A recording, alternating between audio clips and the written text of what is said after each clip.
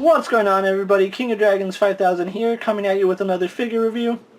Today we'll be having a look at the DC Multiverse Collect and Connect Clayface series, Batwoman.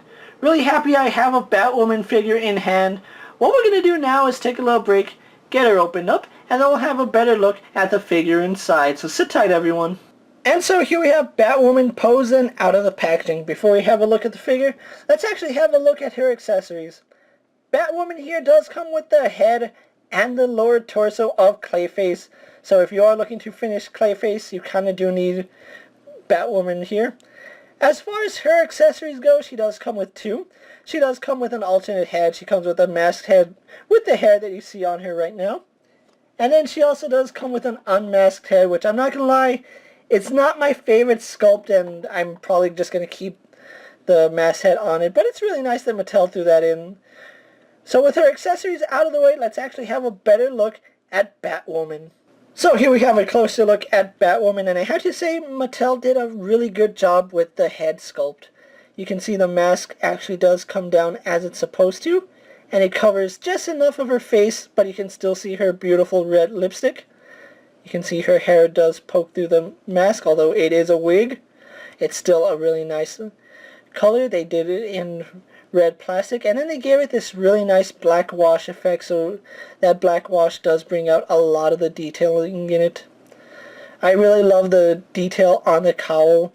You can see it has some beveling right here on the side, and then I just love how it just looks like it came straight out of the comics. I really do love it. Moving on to her torso, you can see she is wearing a cape. It clips right here, although these aren't removable. Her cape is pretty much fixed to her torso, so you're not going to get it off without ruining the figure.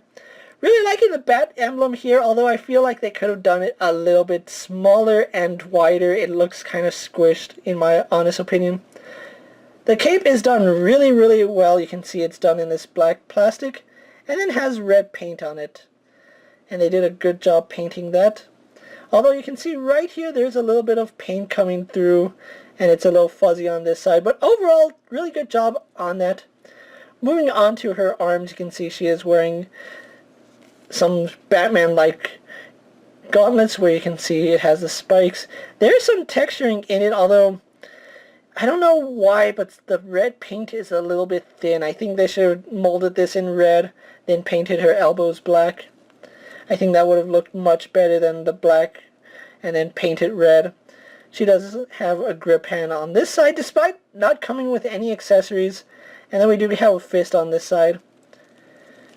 Her utility belt is nicely done. It's only sculpted. I really would have liked to see some detailing on there, maybe have some silver buckles on it. But as it stands, it's still a nice accessory. Or a nice little sculpt. It's not an accessory. What am I saying? Then we go on to her boots, and her boots, like Jessica Cruz, are painted. This one is done really well, but on this side, sloppy. Really, really sloppy. In the back, it's better than it was on Jessica Cruz. It's cleaner for the most part. And then we have her boots, which I believe are the same sculpt as Jessica Cruz, because they have the same line and the slight heel on them. Still a really nice figure. My only gripe is she doesn't come with batarangs. That's kind of... Why would you not include batarangs with a Bat family member? But anyway, let's actually take a little break and get it compared to a few figures you may have in your collection. And here we have Batwoman posed next to the DC Multiverse Two-Face and a DC Universe Classics Batman. And then here we have Batwoman posed next to a DC Multiverse Batgirl and a DC Universe Classics Katmatui. And you can see exactly how far Mattel is coming with the female torsos and just the overall build. This was good for the time. This was a little better. This is the best they have done to date, and I really do love the way Batwoman looks. Moving off to the side. Actually, I just love Batwoman in general. The color, I love red and black, and this really does stand out. But anyway, moving on to her articulation. She does have a ball joint in the head, although it does feel a little rubbery. It doesn't show with this head, but with her alternate head, if you turn her head like that, it automatically goes back to the front. So I'm keeping mine with this head on just because it feels like it's going to break with the alternate head. but we do get some nice range. She looks down. Can't really look up, but if you have her alternate head, she will look up higher. Does have some slight tilt. Pivots forward and back, and then actually has a slight hinge on it, so I really do like that. Arms on the ball joint go out to about that far. Do a full 360. She swivels at the elbow as well as has a single bend. A little better than 90 degrees, or actually it's almost 90 degrees, it's not a little better. Swivel and hinge at the wrist, no issues there. She has a diaphragm joint which goes back about that far, forward about that far, goes side to side as well as rotates. She has a hinge in the leg which goes forward, back, and out. We do have thigh swivel which works really well.